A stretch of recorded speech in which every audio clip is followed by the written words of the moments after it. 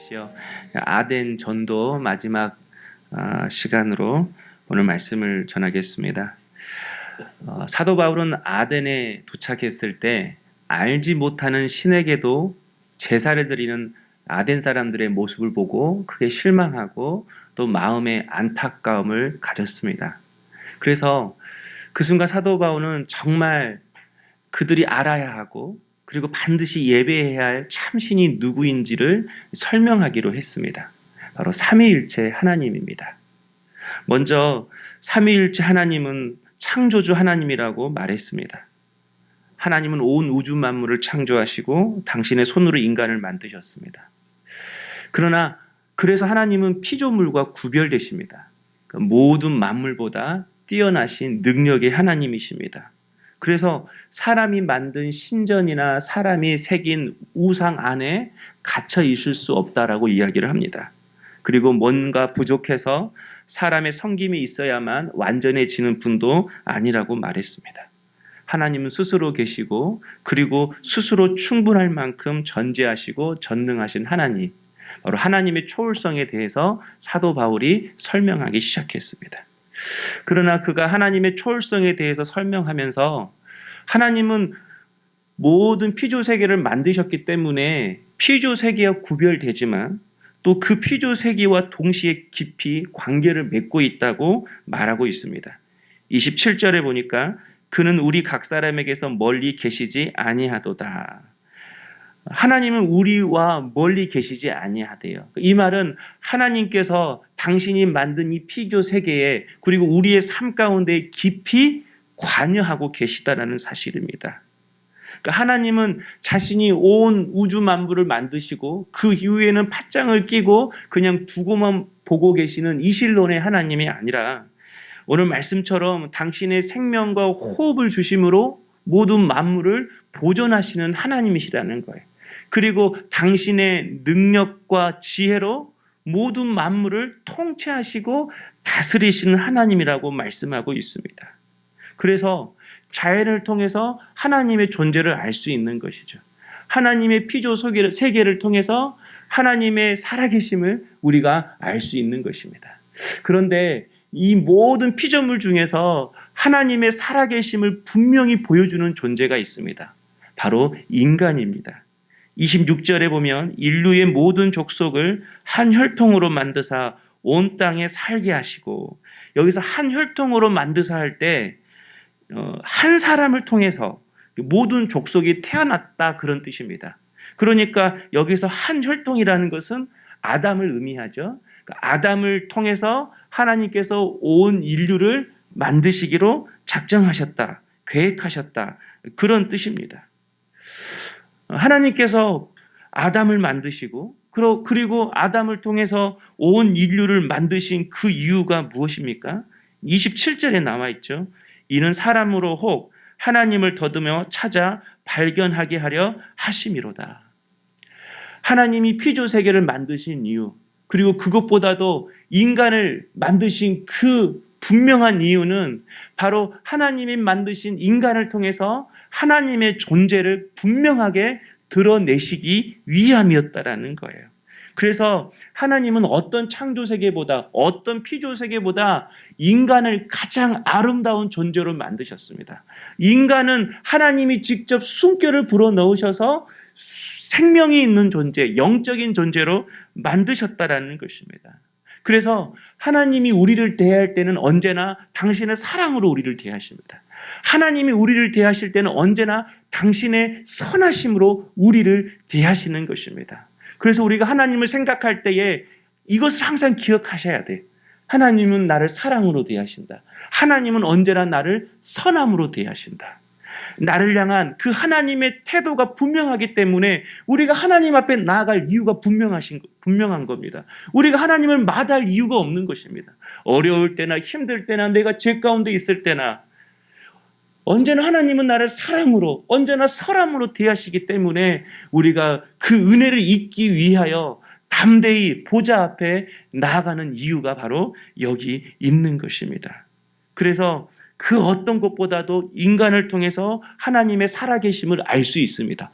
더더욱 믿음 있는 사람은 어려울 때, 힘들 때, 죄악 가운데 있을 때에 주신 믿음을 통해 전혀 하나님 앞에 나아갈 수 없는 형편이고 하나님 앞에 나아갈 수 없는 나의 모습이지만 하나님 앞에 나아가 하나님을 의지하고 하나님을 바라보고 그 하나님 주신 능력과 힘으로 다시 일어섬을 통해서 하나님은 살아계시구나. 하나님은 존재하시구나. 하나님은 약한 자의 하나님이시구나. 하나님은 죄인을 사랑하시는 하나님이시구나. 하나님의 존재를 우리를 통해 하나님은 드러내시기를 원하신다라는 것입니다.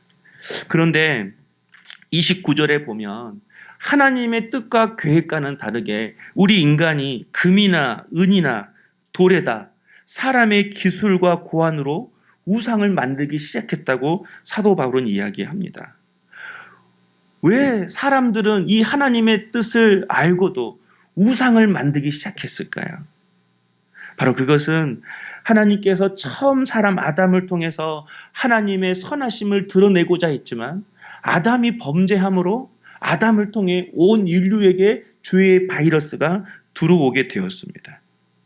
죄가 인류에게 들어온 그 순간부터 사람은 하나님을 더듬어서도 찾을 수 없는 인간이 되었습니다. 인간의 지식과 능력으로 하나님을 찾을 수 없고 인간의 선함으로 하나님께 나아갈 수 없는 그런 죄인이 된 것입니다. 그러니까 영적으로 완전히 무능한 자가 되었습니다. 또 그것으로 끝난 게 아니죠. 그 죄로 인해 우리가 하나님의 심판 가운데 놓이게 된 것입니다. 수요일 저녁이라서 이런 말 하기가 좀 부담스럽고 좀 딱딱한 것 같지만 여러분 이게 아담 이후로 죄가 들어온 인간의 실상이고 우리의 모습입니다. 우리의 힘과 우리의 능력과 우리의 지식으로 하나님을 알 수도 없고 하나님을 더듬어서 찾을 수도 없습니다. 그리고 우리의 선함 가지고 절대로 하나님 앞에 나갈 수도 없는 것입니다.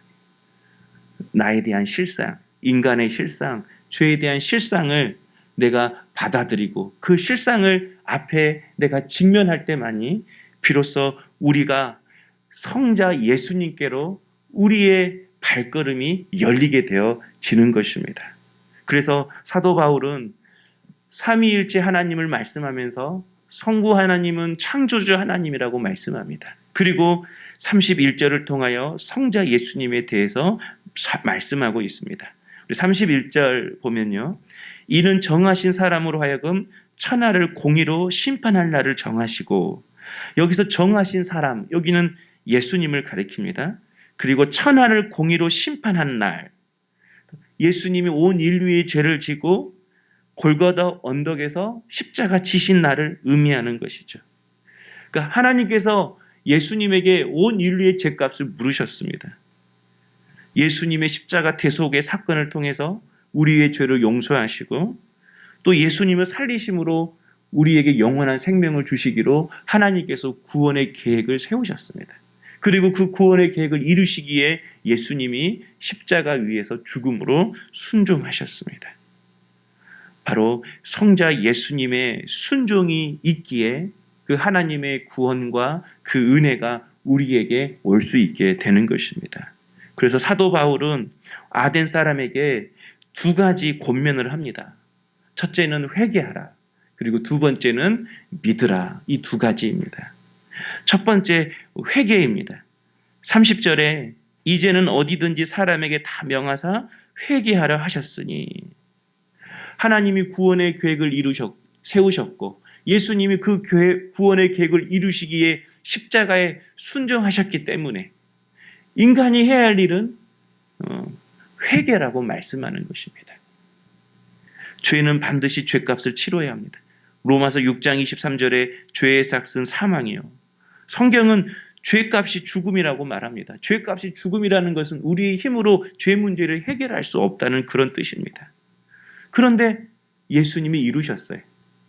그러니까 하나님 편에서 예수님 편에서 우리가 할 수 없는 것들을 다 계획하시고 이루셨다라는 거예요. 그래서 우리 편에 할 일은 바로 회개하는 것이라고 사도 바울은 이야기합니다. 여기서 회개하다 이 헬라어 동사로 메타노에오라는 단어입니다. 메타노에오.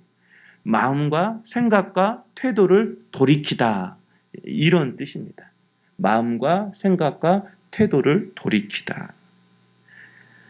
그러니까 아덴 사람들은 정말 세상 신을 예배하기도 했지만 또 자기 지식을, 자기 자신을, 자기 뜻을 우상처럼 믿고 따르는, 그러니까 자기 자신을 믿고 따르는, 자기 자신이 우상이 되어진 사람들도 많이 있었다라는 거예요. 세상이라는 우상 숭배, 돈이라는 우상 숭배, 자기라는 우상 숭배의 삶에서 돌아서라고 사도 바울은 말하고 있는 것입니다. 그리고 온 우주를 만드셨을 뿐만 아니라 우리를 죄에 건져내시기 위해 인간의 구원의 계획을 세우신 성부 하나님, 그리고 그 구원의 계획을 십자가의 죽음으로 이루신 성자 예수님, 그리고 예수님을 다시 살렸을 뿐만 아니라 믿는 자에게 구원과 영생을 주시는 성령 하나님, 삼위일체 하나님께로 우리의 마음을 돌려야 한다라고 사도 바울은 말하고 있습니다. 그러니까 죄에 돌이키는 일이 먼저 있는 것이 아니라 삼위일체 하나님께 우리의 마음을 돌이킬 때에 죄에서도 돌이킬 수 있는 것입니다. 그러니까 죄에 대해서, 세상에 대해서 내가 넘어지고 거기에 대해서 내가 절망하는 것을 내가 다시 회복시키기 위해서는 하나님께로 우리의 마음을 먼저 돌리는 것이 필요합니다. 둘째로 사도 바울은 우리에게 믿음이 필요하다고 말씀하고 있어요. 33절에 보니까 몇 사람이 그를 가까이하여 믿으니라고 말씀합니다. 아덴 사람들에게 사도 바울이 하나님의 말씀을 전했습니다. 그런데 많은 사람들이 믿지 못했던 것 같아요. 몇 사람이 그를 가까이하여 믿으니 이렇게 이야기를 합니다. 몇 사람이 믿었다. 몇 사람 그러면 의미가 소수, 그 다음에 실패, 이런 의미로 다가옵니다. 그러나 여러분, 하나님은 언제나 영적인 소수, 믿음의 소수를 통해서 역사하심을 우리가 믿어야 합니다.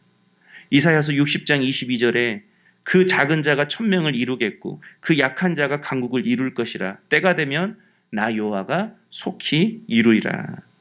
여러분, 작은 자이지만 하나님을 믿는 자, 약한 자이지만 하나님을 믿고 의지하는 믿음의 소수, 영적인 소수를 통해 하나님께서 강국을 이루시고 하나님의 뜻을 이루어 가신다라는 사실입니다. 아브라함은 혈혈 단신으로 하나님의 부르심을 받고 오늘의 믿음의 조상이 되었습니다. 기드온은 하나님이 붙여주신 그 300명과 함께해서 하나님을 모르는 미디안 사람 수만 명과 싸워서 승리했습니다. 영국을 변화시켰던 요한 웨슬레는 내게 죄를 미워하고 하나님만 사랑하는 12명을 주십시오. 그러면 영국의 운명을 바꾸겠습니다.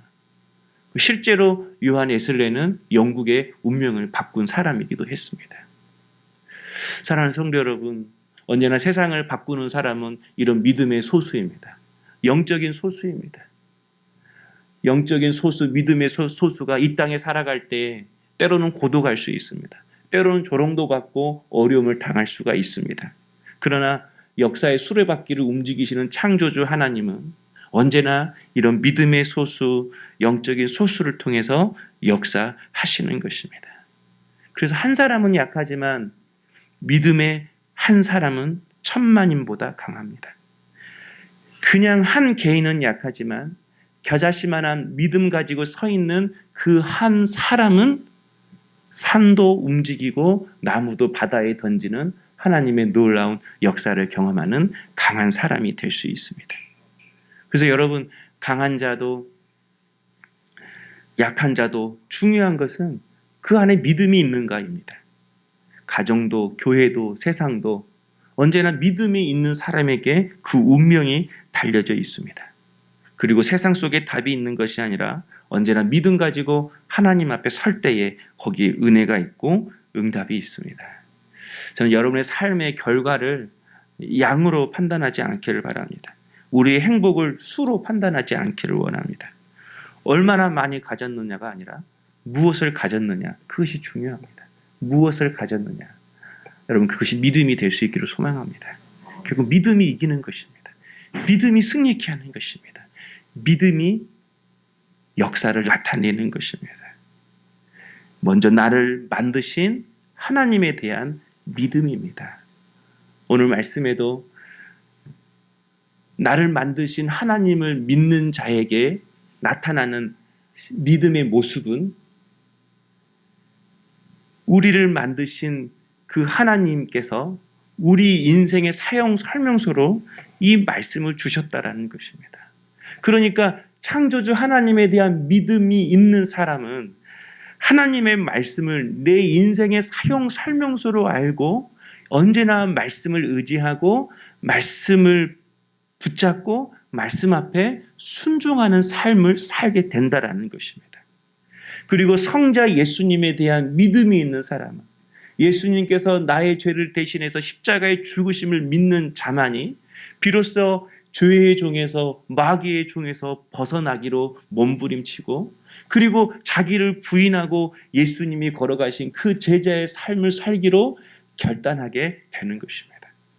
성령 하나님, 예수님을 죽음에서 살려내시고 그리고 예수님이 이루신 그 십자가와 그 영생을 믿는 자에게 주시는 그 성령 하나님을 믿을 때에 폭풍이 불어일 때에 다른 동물들은 다 도망가지만 오히려 폭풍 속으로 돌진하는 버팔로처럼 어떠한 폭풍과 같은 시련과 고난과 위기와 여러 가지 일들이 닥쳐온다 할지라도 성령의 능력을 믿는 자만이 세상의 폭풍 속으로 담대하게 믿음 가지고 돌진할 수 있는 것입니다. 오늘 우리의 삶 가운데에 삼위일체 하나님에 대한 분명한 믿음이 있기를 주님의 이름으로 축원합니다. 나를 만드신 창조주 하나님, 나를 위해 죽으신 예수님, 나를 위해 능력을 주시는 성령님, 이 삼위일체 하나님을 향한 이 믿음만이 우리의 삶을 새롭게 하고 경고케 하는 것입니다.